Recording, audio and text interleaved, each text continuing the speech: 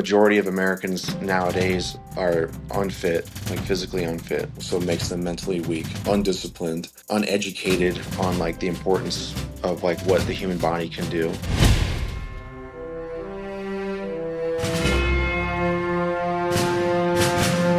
Welcome to Mindset Lessons from the Field. I'm Gina Casazzo, the author of the upcoming memoir, Training with the SEAL. Today's guest is a retired Navy SEAL who embodies what it means to lead from the front. From small town Vermont to SEAL Team 3, he's spent 12 years in some of the toughest environments on earth, both in combat and in personal growth. He didn't just serve, he led, trained, and transformed. And now, through coaching, business, and mindset training, he's helping others do the same. Ladies and gentlemen, I'm really excited to introduce you to Alex Rogers. Alex, thank you so much for being on the show. Thanks, Gina. Thanks for having me. Yeah, of course. I want to start with like small town Vermont. I'm from the Northeast. What sparked the Navy? What sparked the SEAL path? What to start? Let's start there. I can't really pinpoint it exactly. I wanted to be in the military since a very young age. I think around second grade, I used to kind of just play with, the little toy like action figures, Mhm. the little green army men. Used to draw like war paintings and drawings and stuff. And it just kind of stuck with me throughout my youth and then into high school. I tried to join the Marine Corps. Marine Corps recruiter came to my high school. I had a cast on at the time, so he told me to come back when it was healed up. After it healed, though, I went on a vacation with some friends, went to Florida, got a tattoo on my wrist, so they wouldn't let me join the Marine Corps. So then I started just working, doing some random stuff with no purpose really or drive, just kind of bouncing around. Then I looked at going into the Army, was going to do that, wanted to be a Green Beret or a Ranger, but the recruiter told me I couldn't just go in right as that. I had to do infantry for 5 years or so, and I didn't really want to do that, but I was about to. Then when I was leaving the recruiter's depot, they had a big wall of pamphlets. I locked eyes on the SEAL one, and I was like, "Oh, what's this?" Picked it up, looked at it, and was like, "This is what I want to do." I went in the parking lot, called my friend on my little flip track phone, told him I was gonna be a Navy SEAL, and he just laughed like, "Okay, yeah, whatever." And that was around probably late 2012, or no, early 2012, I think, late 2011. And then I just started going to the recruiter there. It took a little while. I felt like I was in decent shape because I played soccer and basketball throughout high school and still worked out. And I worked at a ski resort and did some other pretty physically demanding jobs. So it took a little, but I wasn't ready to take that PST, which is the 500-meter swim, push-ups, sit-ups, pull-ups, and a mile and a half run. It took a little while, but I ended up getting it and went to boot camp in June of 2013 up until, May of 29th of this year, I got out. But as far as like what drove me to be the military again, I'm not really sure. I had my great uncle was in the army in Vietnam, and my paternal grandfather and great grandfather were both in the military as well. But no one really super close to me, and they were a lot older, so they didn't really talk about it too much to me. So I'm not really sure where it came from, but I got it and I went and did it. It sounded like though you knew about special forces before you even were enlisted, which many people on the show didn't. They just kind of falls, right? Yeah. So did you do a lot of research and was like before you decided you like had you even stumble across that type of service in serving? Not exactly. I mean, I played some video games when I was younger. I watched my favorite movie like of all time when I was in like elementary school. I think it was like middle school was Tears of the Sun with Bruce Willis. Where they were SEALs went to do a hostage rescue in Africa and then ended up being a humanitarian mission after. And I just really liked that. And I remember this so clearly. I don't know when it was or how old I was, but I remember like leaving my house one day going to school, and I was like, I want to be like Halo qualified because I thought that like sounded so cool. I don't think I even knew what it meant. And then I remember in SQT, because we had jump like right at the end, I got like Halo qualified, and I was like, I did it. Like that's so wild that but yeah, so I just always yeah, I wanted to do something special and cool and jump out of planes, dive underwater, you know, do all that stuff. Since you like for like I didn't feel prepared and ready, right away. Mhm. Um, how were you in buds? And were you were you summer? Were you winter? You did say something about May. I got out in May of this year, but no, I was a winter buds class. We Did started that in, help being from Vermont? Was it I think so. nice? Yeah, I'm more of a, not so much anymore, but at the time I was definitely way more like cold-blooded. I liked that cold weather. I heard the summer classes were terrible. I don't know. I mean, I didn't. Went all the way through with my class. I didn't get rolled or anything. So Okay. we started like bow or basic orientation, and I think September started first phase in October, and then graduated third phase. I think in February or so. So yeah, it was cold the entire time. Yeah, well, I was curious when I read Small Town Vermont. I'm like, "Oh, I wonder if winter or summer, because I was like, you must have had a little bit of an advantage. I mean, I know it's still cold, but Vermont Yeah, is I'm from Long Island, and like, it's not, we always would say like when my friends were like, "Oh, I'm going to school upstate," I'm like, "You ready for that cold?" But it's funny because then living in Los Angeles for 10 years, I was like, I went to New York just for like a week in December, and I'm like, it's freezing here, and there wasn't even yeah, any snow. And right. I'm just like, I couldn't even imagine, like, it's just when you move and things like that, it's just different, different Uh-huh. mindset. Yeah. Oh yeah, Yeah. yep. So talk to us about, did you have, I mean, you went right through, no rollbacks, but did you have any struggles? Was there any like hard moments? Was there any moments too where you were just like, what was I thinking? The only time I really thought, what was I thinking, was in boot camp. I remember being there, like, I have made the biggest mistake of my life. I hate this. I hate everything about this. What did you hate about it? Tell me. I don't know. I'd like we did barely slept. My RDCs, I forget what that stands for, but like the instructors or whatever, they treated us like they were buds instructors and we were buds students, which is not their job. They were all miserable. I hated it. But it was funny because like all the people I really connected with thought the same thing. They're like, this is so stupid. I can't believe I did this. This isn't what I thought I was going to be. And then some people are like, well, this is just boot camp. Like take this as like motivation to not quit because this is what the regular Navy is going to be like. I was like, okay. Well, and everyone I like feels the same way about this. So that was the only time I was like, what am I doing? This is terrible. And how long was that? Uh, 7 weeks, I think, 7 or 8 weeks. And I hated every minute of it.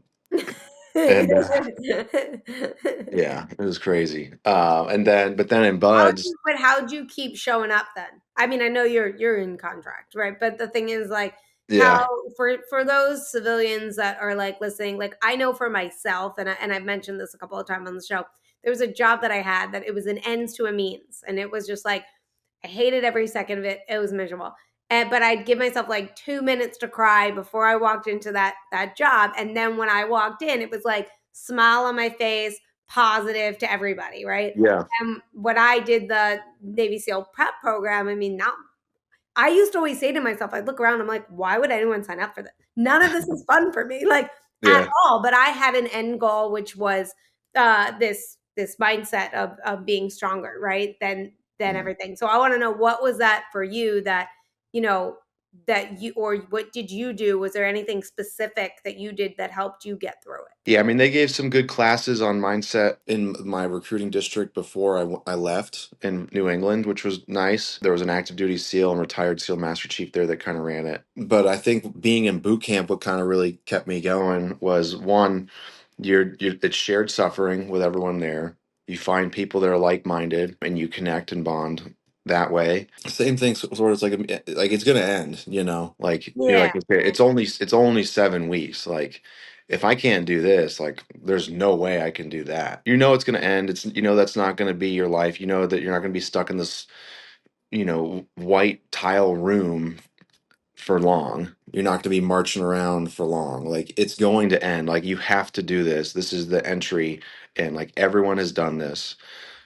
Suck it up, basically. In a few short weeks, it'll be over. Then you're going to start working out and going to the pool and like getting fit again. You have a lot more fun. Maybe even go to Chicago. Back when it was there, I think it's in San Diego now. And then a few weeks after that, you're going to be feeling really good. You're going to be feeling prepared mentally and physically, and you're going to be in Coronado. There's a lot of worse places to be. and and not many better. So, and that's what keeps me going. So I think really just like this will end, and I have so much more to look forward to. And then you just find your tribe, find your people. It could be one, it could be 10, whatever. But find people that kind of feel the same way about you, have that purpose, have that drive, hold each other accountable, and then just try to make connections. Whether that's the phone call you get every like 2 weeks or whatever it was, or sending mail, and then just talking to your whatever free time you do have. Enjoy the free time. I always trying to find something to laugh about in even the worst circumstances, and that's always kind of kept me going. I know it definitely annoyed some people because like you're always making a joke about like this is serious. Like yeah, it is, but not that serious. So I just felt loose because I would be joking around, and again, some people didn't like it, some people loved it, and I made their day. So Yeah. and it return and in the return for me. That's what my advice for that. Is that some of the mindset training that they taught you? Not directly. I think just I watched people a lot and try to pick up things because being from Vermont, I wasn't exposed to a ton of people, a ton of different things. So I think I lacked life experience. So I was always very curious. Hmm. And what I did notice from like that I don't even remember his name. I just called him SO1. But the active duty instructor when I was doing the PSTs in New England, he was like a scary dude. I mean, I probably wouldn't be afraid of him now, but at the time I was just like, "Oh my God, this guy is terrifying." But he would always say stuff that was like really funny at the same time. And the Master Chief was the same way. Very serious, like when it was time to do something, when they were putting out instruction, it was like there was no joking around. But then after, when it's time to do the work, they didn't care. You could be super like laser focused and whatever, or you could have fun with it. Like you're doing push-ups. You don't have to frown to do push-ups, like you can have fun. No, I get that. I actually was just talking about this yesterday. I was talking about how I used to smile like when we'd be running. And Hmm. I mean, I hate running. I was terrible at running. They could all tell you I was like last almost every single time. Yeah. And they would be coming back from the run and Gina would just be like, we'd be passing each other. And they'd always like, you always have this smile on your face. And I'm like, it's because I'm 2 seconds away from crying. Yeah. And this is Uh-huh. miserable. But yeah, you're right. Finding that um in there. And I mentioned in the beginning, you spent 12 years in some of the toughest environments. Um, Mhm. what was that like for you and how did you get through that? Well, it's funny you say about the smiling because I would do that too. I did that throughout buds, throughout SQT, training, deployments, like just forcing yourself to smile because you have control over that. You don't have control over anything external. So it's like if you want to have a bad day, you're gonna. If you want to have a good day, you're going to. So got really into stoicism as well.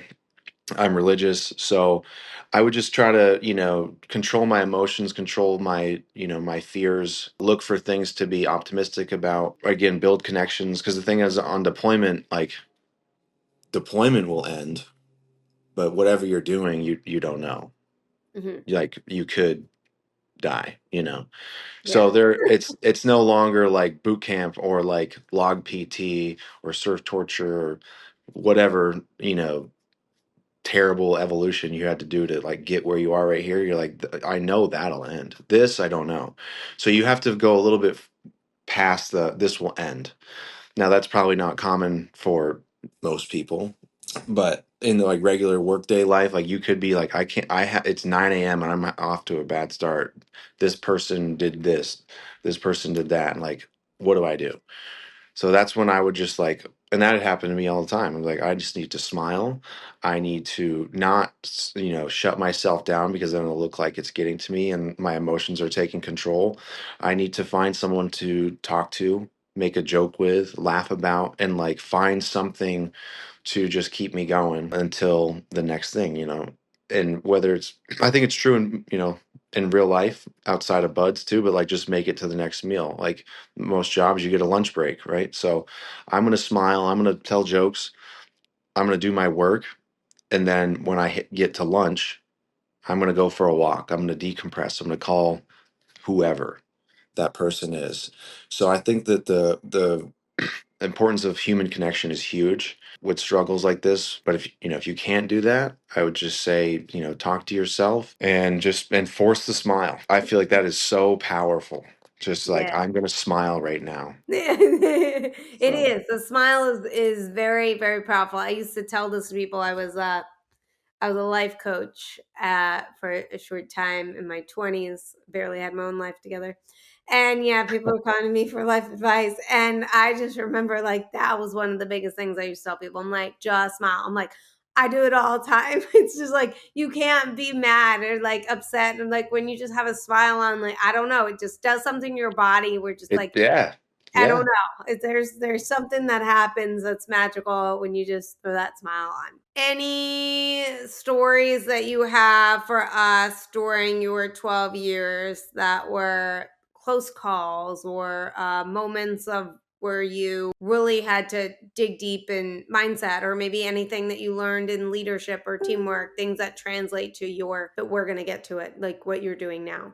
Yeah, I mean, there's a lot. Probably one that kind of first pops into my head, though. I've found this really funny. Again, maybe that's just me because I know there was some people it wasn't. But we were in I was in Hell Week. We had to. I don't remember what we had to do.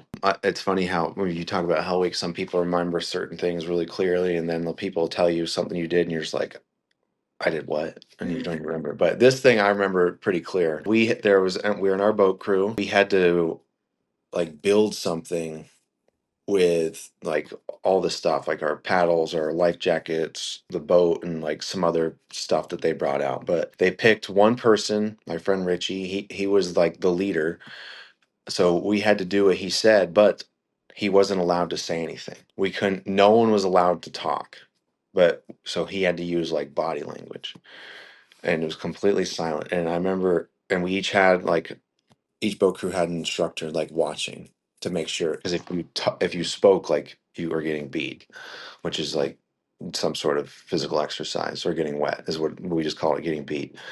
And like he gave the instructions, and then probably 10 seconds after he's like, all right, go. Richie just looks at all of us and goes, okay, so this is what we're gonna do. And then there was like two guys, one of them I honestly to this day I still don't like. Everyone else just started laughing, and then we're like, dude, it's supposed to be silent. And we thought it was so funny. The instructor even laughed a little bit too. And we still all got beat, but it was just like a funny thing, like Yeah. this guy's over here like all mad. And my boat crew was all kind of like me. We're all kind of clowns, honestly. But we did really well. So I think there's some parallels there. That's a good one. I think is just like being able to laugh at something, even if it's there's consequences.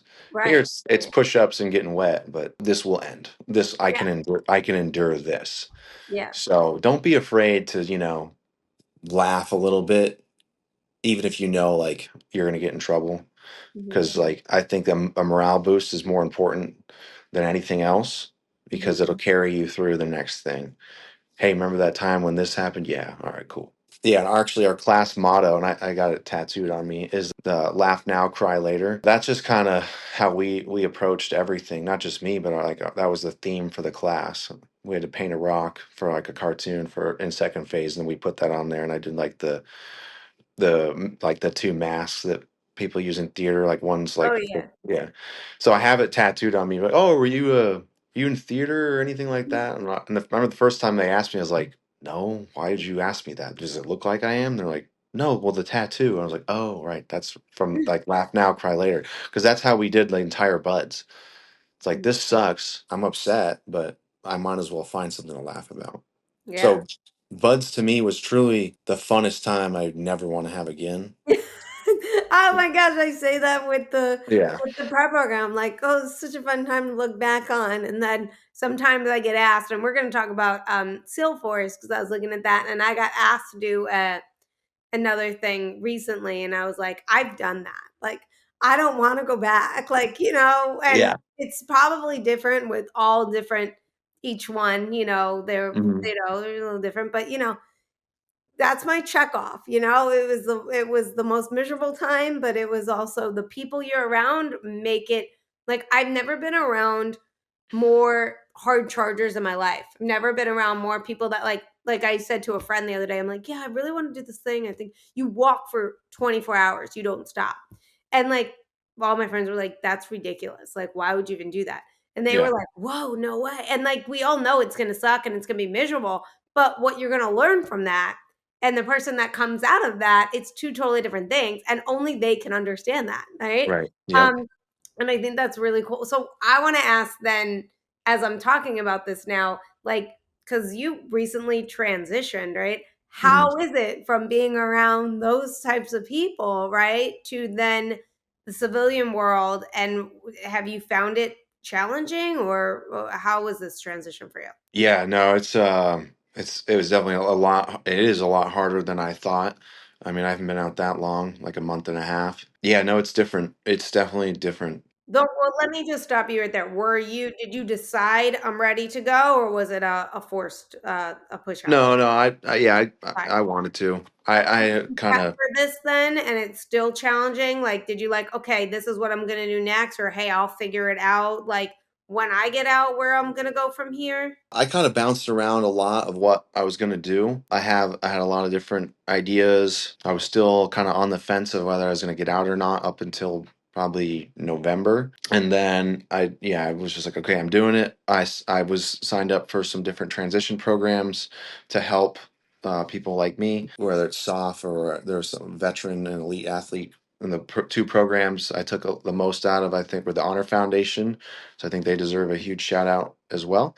And then the Tuck Next Step, which is through Dartmouth's Tuck School of Business, which was absolutely phenomenal. And that was really cool to be around a bunch of veterans and elite athletes. Most of the people in there, the athletes were Olympians. Being in a room like that, I was like, I don't think you can ever do this again. Like being in a room full of 50 people who have done like incredible things. Like, and it's funny because everyone in there was like, I shouldn't be here. Like, I don't belong in this group. And you're like, but we're all here. So it was very cool. But yeah, it's been challenging. I don't have a job right now per se. Like I don't work for anyone. I have my clothing company, Look for Work Clothing Co. The coaching stuff is in there as well on the same website. So I'm trying to build that out. Oh, it's entrepreneur route is where you're going. Yep. Yeah. So I do that, and then I train and compete in jiu-jitsu a lot. Cool. And so I don't get paid for it, but maybe one day I'll make something. But Mhm. I use that to kind of build out the company and vice versa. And then I'm gonna do that strictly that for the summer. And then I'm starting, well, I guess the summer's almost over. I'm starting my executive MBA next month. That'll be I'll be like a full-time student while still running the business and trying to compete as much as I can. This podcast episode is brought to you by Thrivers Coffee. Podcast guest Nick McKinley's company, Deliver Fund, brings you guys Thrivers Coffee. It is ethically sourced, it's organic, and it supports traffic survivors. That is right. Thrivers Coffee is all about empowering us to making a difference in the fight to end human trafficking. That's why 100% of the proceeds go directly towards their goal of bringing freedom to victims of human trafficking. So if you guys love coffee that is organic, ethically sourced, and tastes absolutely delicious, and want to help to end the fight of human trafficking, check out Nick McKinley's company, Thrivers Coffee. What has been the hardest part for you with this transition? I think the biggest thing is when I was in people, I always heard throughout the whole time I was in, like, what are you gonna do when you grow up? And I just kind of laughed, like, what do you mean? I'm an adult, I'm a Navy SEAL. And then you get out and you're like, oh, I, I'm a child. Like everything was taken care of for me. I was paid every 2 weeks, no matter what. All my medical was taken care of. My dental stuff was taken care of. If I had a problem, I went to somebody and it was fixed. If I needed something for work, it was given to me. When you get out and you're like, oh, I don't. I have my healthcare and stuff figured out now, but I didn't for like a couple weeks, and I had some medications that I had to go get, and I like didn't go get them because like I can't afford that right now. And I was like, oh, this is why everyone talks about healthcare. So that was like that hit me of like, oh, people aren't being babies, like this is a real thing. So there was a lot of just moments like that, like Yeah. things that are so common and normal for everyone else is what 1% of the population's in the military. So when I was like, I can do all these things, or I can't do these things. This isn't provided for me. So I think that was challenging. Not having like a new job to hop right into Mhm. was interesting for sure. Even though that's not what I wanted to do the entrepreneurial thing, but still, it was weird. It's like, wait, I don't have to report to anybody. Like I don't have to tell anyone this or that. Yeah, it was nothing was like challenging. It was just a lot of new things and perspective opening up, and you realize like kind of how small of a box you were in when you're in the military. Even though I had a ton of freedom as a SEAL, like a ton. That's speaking in the military, not for Yeah. you know civilians. Yes. No, I understand that. Yeah, I feel like, well, it's funny because I've become friends with so many people on this podcast, and a lot of them are entrepreneurs. And, it's funny because I'll touch base with them like later on, and I'm like, what's going on? And, they're running their business or whatever, but they're like, man, war was so much easier. Yeah, yeah, And, like I can't understand. But then again, I'm an entrepreneur. I run a nonprofit and a business. And most of the time I don't even know what I'm doing. I mean, no, all of the time I am clueless, right? And like, but yep, and the thing is you have nobody telling you what to do. And sometimes I'm just like, just tell me. Just can someone just sit here and tell me if I do this, this, and this, like this is what I'm supposed to do in order to get here? Because I want to get here, but I don't know how to get there. Right. yeah, And yeah, yeah. it's just like that's my life right now. And it's just so challenging. How does your time in the SEAL teams and everything that you went through help you mindset wise to be in the position in that? How do you feel it helps you in terms of the entrepreneurial world? I think that it's made me fearless, very, able to take big risks. I'm glad that I started doing it because I started my clothing company in October of 22, so I was still, in the Navy, of course, and I had that steady income, so it made me be like, well, I can do this because Oh yeah, I yeah, have yeah. a It's paycheck come in. nice. So I think I'm a little different probably than like someone who just graduated high school or college and wants to start a business that doesn't have that. But for me, being in the military, that it kind of, and then I think if you even peel back some more layers too, just throughout the training and the resiliency and everything, is just like this will end. I'll find a way. Like I'm a problem solver. I know that I will make this work. But I think I got that kind of twofold with the military stuff and like not quitting, being super resilient, and then like the steady income, because I still do that now, and like I don't have an income right now. I have my VA disability, but that's not. I'm making less than I was, but I'm still like, I'll find a way to fix this. And if you watch other entrepreneurs, like Alex Hormozi is one of my favorites. It's just like if you're not successful, it means you're not either not working hard enough or you haven't been doing it long enough. There's been a few times where I'm like, this sucks. Like nothing's happening. Like Yeah, so I'm like, nothing's happening is very relatable. Yeah. yeah, and you're like, should I just stop this or? And you're like, well, no, I shouldn't because I started for a reason. I was fired up then. Again, smile. Like I Mhm. have this, I have a business. I have an opportunity that's 100% on me to do something great and build something huge, memorable that I can pass to my kids. I can sell. I can do all these. Like I have such a great opportunity right now. I should smile about this, and I should look for holes and plug them, and I can reach out to people. Again, the human connection is so important, not just for your mental health, but for your financial health as well. I think just keep going, really, is what it is. Like you either work harder or wait. It's gonna happen eventually. Like where I am now compared to where I was a year ago is vastly different. Right. Like if you like financially, it doesn't feel like it. but like I've met a ton more people. I do a ton more business. Like, so it is working. And it's really it's just keep going. Like, don't give up. Mhm. And that's such a simple thing to say, but that means it's a simple thing to do. Like, just keep doing. Like, make that Instagram post, make that LinkedIn post, talk about your business, get some business cards made. Like, continue to feed yourself so you're not starving on like from externally. Like, if no one's going to feed you, you have to feed yourself. So just keep feeding yourself to keep that fire going, and eventually someone's like, they're just going to be proud that to see you haven't quit.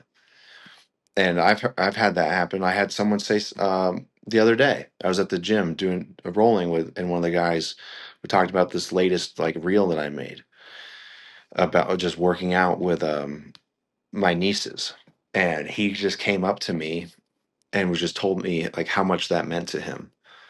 And to me, it was just a normal thing. And that's happened a lot, I think. And that's really what keeps me doing what I do, is that the more you do, the more people see it, and you don't even know like what effect it has on them. No one's ever came up to me like, "Yeah, that post you made the other day was stupid. I wish you wouldn't do that."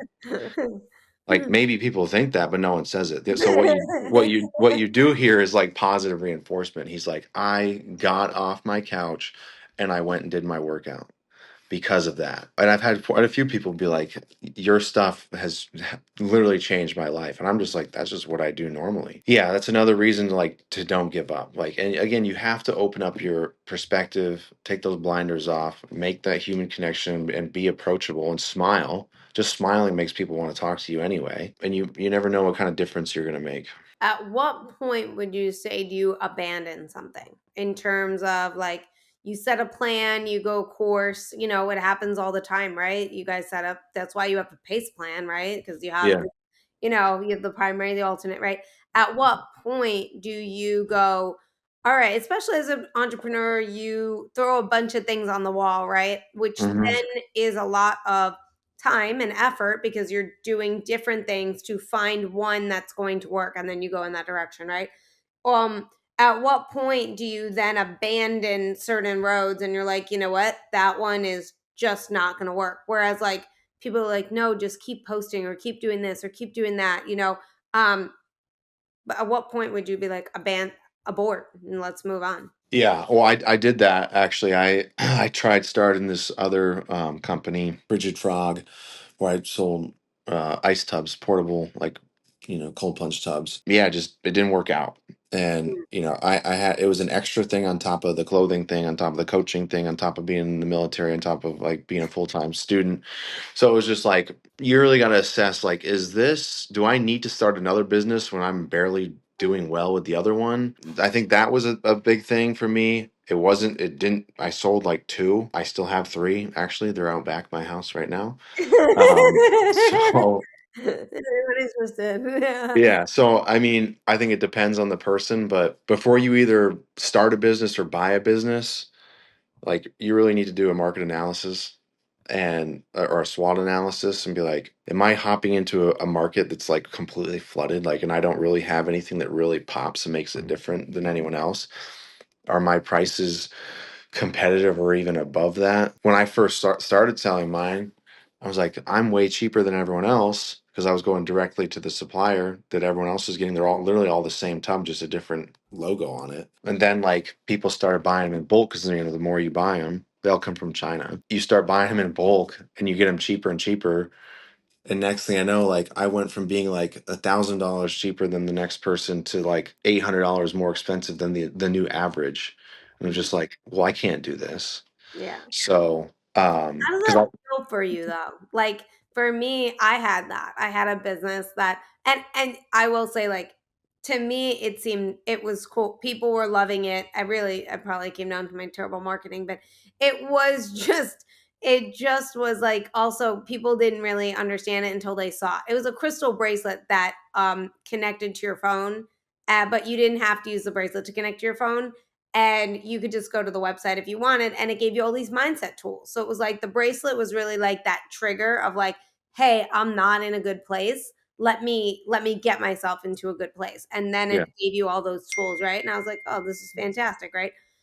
However, um, at some point I had to be like, I've been at it so long, I've been, moving forward. I have to move on because I got this book, I'm moving in this direction, podcast, I have to let this go.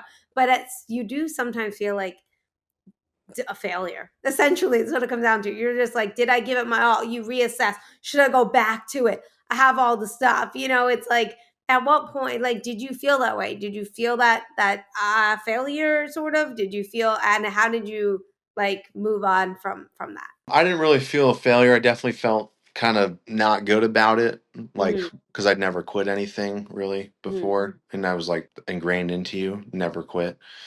If knocked back down, get back up every time. Yeah. And I was like, I think that something that we used to, still kind of say it, not as much anymore because it's kind of mean. But sometimes your best isn't enough. I hope you're not giving your best, because if you are, that's embarrassing. But if you're not giving your best, that's also embarrassing. So it's like a lose lose. But with that, I was giving my best, but I was giving my best at everything. So I was giving my best at that, but I couldn't give it everything I had Right. because I was giving so much here and so much there and so much there. So I think if you really just kind of narrow down that scope of like what is truly important, what do I really want to build? Maybe as my capabilities expand, as I get more and more experience and older and wiser, I can, people. There's plenty of people who manage multiple businesses. I can't Right. do that right now, Right. especially like at the time being active duty, being a full time college student, being a dad, being in, already a demanding career. It was just like I'm trying to do my best in all these different things, but then it just kind of made everything come down. Like I'd Hmm. be on the range, and I'm on my phone, like trying to manage a business. It's like, what are you doing? It's like, well, I'm here. I'm doing. It's like, no, you're not. You're not here, but you're not really there either. You're not. You can't focus on what you need to do on your phone because you're supposed to be watching people shoot machine guns.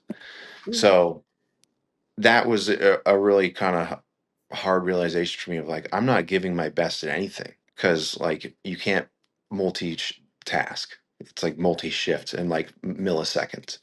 And when you're constantly switching back and forth, there's a lot of gaps that Right. are that start to expand. So I think that if you go in on something, go all in, cut out unnecessary noise and distractions, find people that support you and want to help you, and then just be selfish with that time. And if you don't want to do that, or you start to feel it slip, and then again you do a analysis of like your competition and stuff, like just be realistic.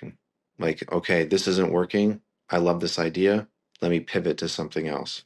You should always be proud that you started something. You picked up that book, whether it's something as simple as that, or you started a business. Like you started that. Like now, and maybe you needed some more tools, maybe you needed some more time. Who knows? But like you started, so remember that, and then you can do it again. Focus on that stuff, not really like it failed, the business failed. Right. Yeah, I like that. And I Mm. want to I want to talk about Salesforce that you got going on, this business Mm. that you have, everything, and what made you decide to go this route? Tell us about it. And also, what do you feel that civilians are lacking that this could gain, that they can gain from something like this? Yeah, so one of my friends, he's a civilian. I've known him for a long time, but he was like, he really wanted to do this. And I was like, again, I've got a lot of stuff going on. If you want to do it, I'll give you like some blurbs and some time, but I cannot build a website. I can't do any of this. I'm focused on my clothing company, my coaching stuff. But if you want to do this, like, let's do it. But you're doing it. So he had a guy. He made the website. We talked, and then it like kind of got more and more attention from me. I'm like, oh, this is legit. He knows a lot of people, very well connected in you know, his area. That's kind of how it started. And then the second part of like, what can civilians get from this? I think that one, majority of Americans nowadays are unfit, like physically unfit, so it makes them mentally weak, undisciplined, uneducated on like the importance of like what the human body can do mentally, as well as what I guess I'm trying to say is like your body can do so much more than you think. If you get people in a group or with a coach, they're going to do better. And the benefits of that are so much more than just like, you broke a sweat and you worked out. Like if you start pushing people, especially like I was pushed throughout training or even deployment, you start to see like I can do so much more than I think. Hmm. Like, and then if you already have a successful business or a solid resume with a good degree or whatever, like y- you know that you're mentally capable of doing that stuff. Right. So let's add a physical part of it too, and then build, kind of like make the circle whole. Like I can do everything because I push myself to do this, so I can push my brain to do this. I think that that's what there's a lot of that missing. I think that people are lazy a lot of the time too. What it's like 30% of Americans are obese. It's like that's sure that's a food problem. I don't want to get into that, but I think a lot of people just don't work out. People think it's crazy that I work out 2 times a day and like go to the gym.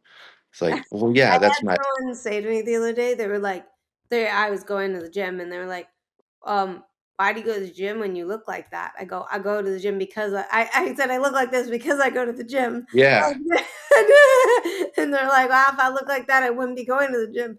And I'm like, you're not going to look like this. Like, it's just not going to happen. And right, I'm like, this is the mindset of people these days. And I'm just like, and I'll tell you, my blood is boiling these days, and my blood doesn't boil. Like I am to me, I'm like, oh, I'm chill, right?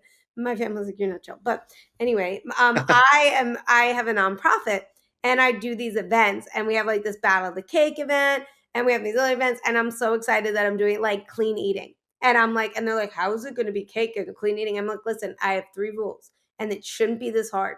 It's like no artificial dyes, no bleached product, no bleach flour, no bleach, just no bleach product. And number 3, which is the kicker for everybody, is no seed oil. And someone said to me, they're like, oh, really? We can't use canola? And I'm just like, and I just, my blood is boiling. And they go, why do you even care what people are eating? And I go, you know why? Because it affects me. Because you know what? This whole, you don't realize it just all affects all Americans in general because of your poor choices and because you don't even want to be educated. And they're just lazy. And we can't even, like, blood boils. It yeah, boils. yep. I mean, I get the same way when people talk about fitness, and that because that's what that video I made the other day. That guy was telling me that changed his whole look on working out. It was like it was me doing like a exercise with my nieces. It's like she has a gym there, but my sister-in-law, it was in their basement, but it's like I can go and do that, and sure the kids will see it. But now, one, I'm doing a workout with my kids or her kids, so I'm bonding with them. They think they're having the time of their life, like they're riding on my legs, or I'm doing like presses with their little bodies, Yeah. and like they're having a ton of fun. I'm still like getting a pretty decent little workout, and then because even if I get tired, they're like, keep going. You're like, oh, I was doing push-ups with them on my back, and there's 3 of them, so they all want to turn to like do push-ups on Uncle Al. It's like, yo, this is turning into like way more than I thought it was going to be. Yeah. So so when people are like, I don't have time to go to the gym, it's like, do you have a kid? Like, Yeah. yes, then use your kid. One, it's going to make them like love it. Yeah. So you're going to connect with them while it's a win-win for you because you're getting something physically out of it. And if you don't have a kid, like fill up a water jug and like do curls, bent over rows, presses. Like there's 1,000 things you can do. And then, or go to Home Depot and buy a cinder block, for $5. Like, so people are like, I don't have time to go to the gym. It's like, no, you're lazy. There's no other way to put it. Like, it's that simple. You're lazy. And Do I, you when, find and that I, very high and frustrating? Like for talk about SEAL Force, it's like, is it like a day? Is it a week? Is it a weekend? Like, and are you doing train like, or is it going to be like an event that you want to put on and things like that? Because I am always curious. I always am inspired by anyone that's at the gym. I don't care what shape you're in. I don't care anything like that. Like the fact that right, you're there, you're there. You started.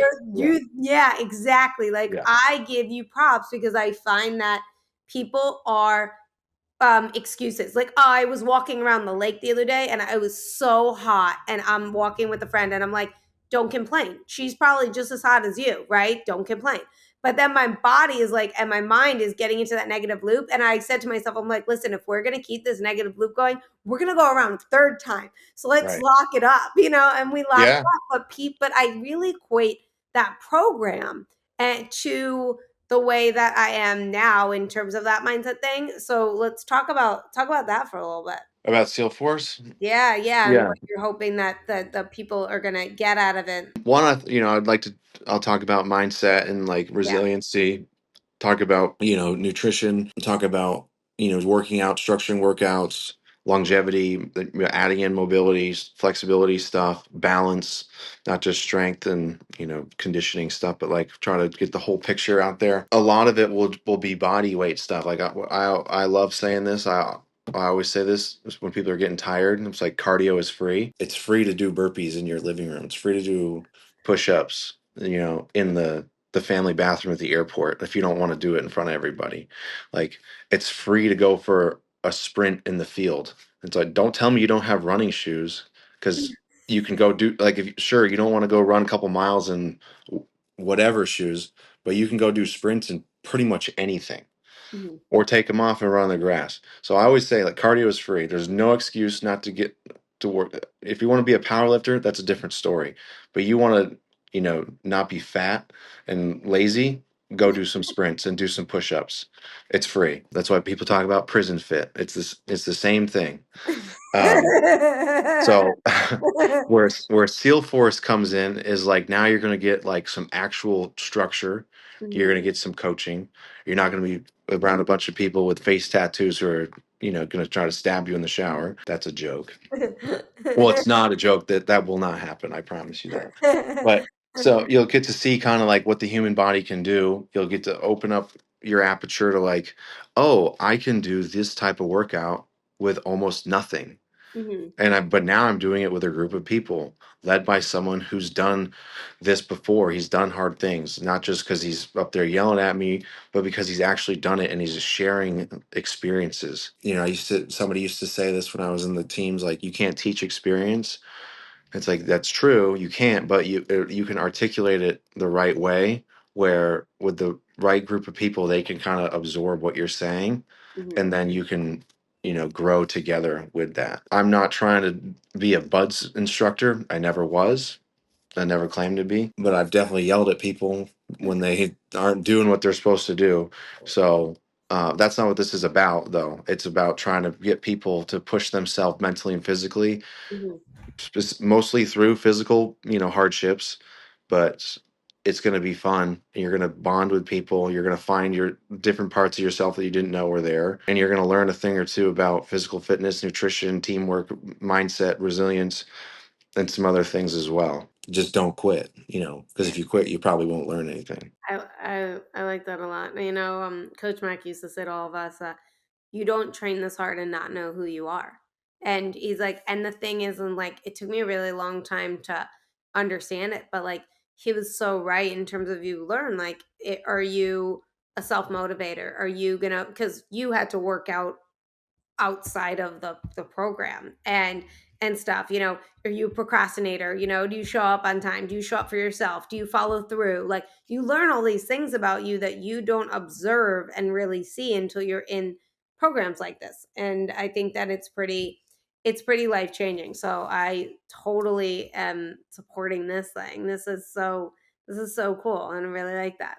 You should Hmm. definitely have t-shirts about like being fat and lazy.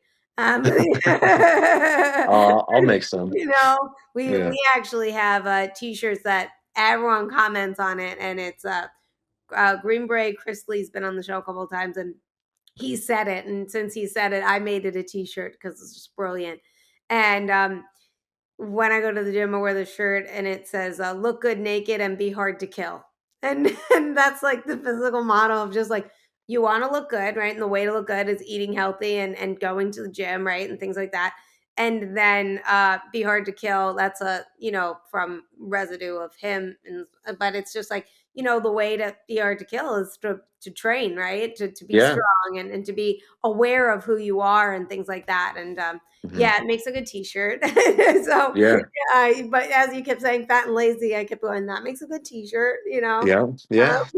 So my final question to you on the show is, what do you have for us everyday civilians who are looking to strengthen their mindset to tackle the hard challenges that come our way? Well, that kind of feeds into the name of my clothing company, which is LFW, or Look for Work. And the quick story of that is when I was going through training through assaults, and then when I was an assaults instructor, if you're not actively like guns down, like clearing the building, your guns checked up like this. I heard this all the time. It was like, checked up isn't a job, look for work.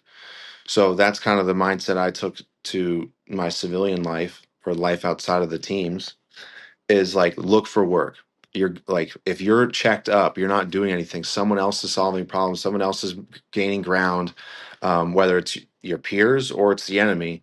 But you're not doing anything. You're not being value added. Make sure you're looking for work. Be proactive. Look for things. Smile, and just understand that momentum builds momentum. The rolling stone gathers no moss. Right. So just stay active, and when you're feeling down, make a human connection, talk to somebody, smile. Again, like, that is so important. Like, we both have agreed on that from the beginning of the show. um and I mean, and don't quit. It's, again, like, it's such a simple thing, but make it simple. Like, okay, I'm gonna keep doing this. And if you hate what you're doing, look for something else. Don't stay where you're at, because now you're just checked up. You're checked up doing, while someone else is gaining ground and doing whatever. Look for work. Go find something new, and just don't stop. I love that. Thanks so much, and we're gonna put that in the notes, the show notes too. Your clothing line, look for work, and all that other stuff that we were talking about. Thank you so much for being on the show. Really fantastic. Yeah, it was an honor. I really enjoyed it. Thank you very much. Oh, of course. And everyone that's listening, please like, share, comment, subscribe, become a Substack member. It's really fun over there, and only our Substack members get those extra goodies. So come on over, and thank you guys. I'll see you guys all